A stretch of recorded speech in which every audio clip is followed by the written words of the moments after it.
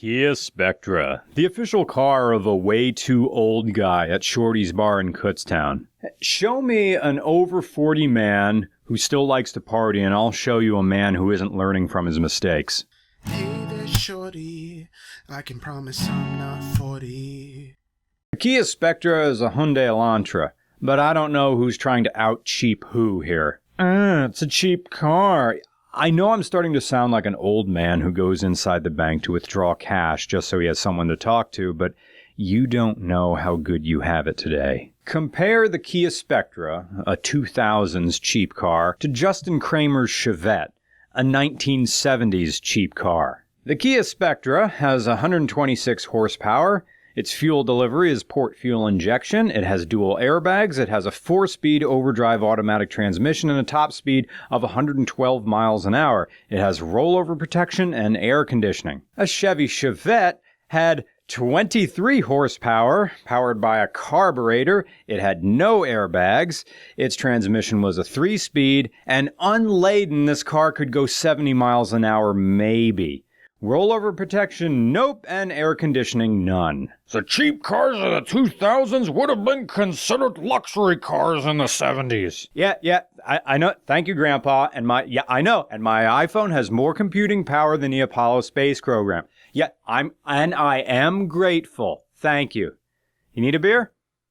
No? All right, I'm going out to the pool. 2003 Kia Spectra. How long did it take for the 2000s to stop being the 90s anyway? The Kia Spectra came off the factory line as a completely forgettable automotive experience. Look at it. It's hard to believe it actually exists. It looks like the fictional idea of a regular car, a completely made-up symptom of the ridiculousness of the human condition. Kia Spectra, sponsored by Strap Dick. Sharing a platform with the Hyundai Elantra, the Spectra replaced the Kia Sophia, but was itself replaced by the Kia Forte. It's like replacing squash with eggplant, and then replacing the eggplant with a zucchini. It's good, reliable nutrition. But much like the guy who tries to watch his cholesterol, the Kia Spectra isn't the type of car you come to if you have any other choice. I mean, the owner's manual proudly declared, "Every new Kia includes a full tank of gasoline." Well, yeah, it better. Have you ever gone to a dealership and they not give you a full tank? That happened with Silicone Sally. Get this. They said, because we negotiated on the price with you, the gas that's in it is what you're getting, dicks. Now, that's the automotive equivalent of the teacher smiling and, you're protesting that you're getting homework over Christmas vacation and your teacher stands there with a shit-eating grin and just says, "Well, since you got more time to work on it." Anyway, according to the owner's manual, the first syllable, ki, means to arise from to the world or to come up out of to the world. The second syllable, a, just means Asia. So Kia literally means to come out of Asia to the world. The Kia Sophia is the official car of cash for... It's the car that fed into the American belief that Korean cars were cheap and flimsy. Right or wrong, that's the impression this car gave off. I mean, this is a car that, according to the owner, came with a little can of stone beige paint, as if they knew it was made with cheap paint and cheaper steel. And yet it's easy to miss the forest for the trees with a car like this. You're probably not going to be impressed with the 1.8-liter 4-cylinder, 16-valve double-cam engine or the 4-speed automatic transmission. I wasn't, right? I was just driving on this car and just stomping on the gas, like pow, pow, pow, like just seeing what the throttle response would be, and it was nothing.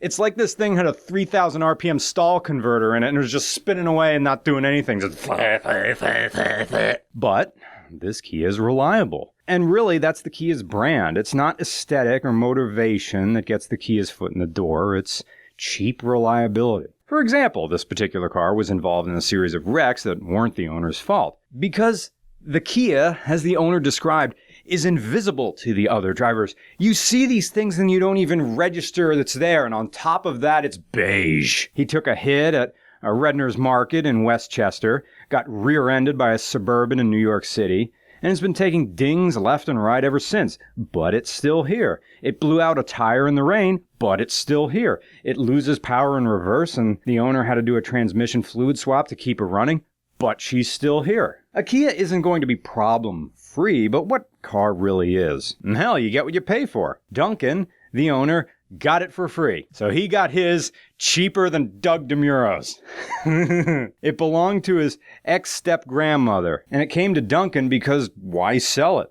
You're not going to get a lot of money on a 13-year-old Kia that's been through the ringer. Granted, some people would try to sell it on principle, figuring that if it still runs well, there has to be a market for it somewhere, but sometimes you just have to be smart enough to know when to cut your losses and pass the reliability on to the next driver in your family who needs it. Anecdote time. About a month ago, a fan messaged me and asked me to give him help on a Craigslist ad he was selling. He just had a truck. It may have been either a Ford Ranger or a Chevy S10, honestly. I can't remember what it was. And he showed me the ad, and he wanted my thoughts on it because he wasn't getting any responses. And I just pointed out a bunch of things that made the ad unappealing. A bunch of crap on the porch behind, like stuff in the background of in the picture. Your porch is kind of messy, and plus all your pictures are vertical, and not vertical but upright. I mean, you have to turn your head. The hood's pointing at the sky. And there was some junk in the bed of the truck. And I told him all this. And his only response was, "But the truck runs fine." "Yeah, but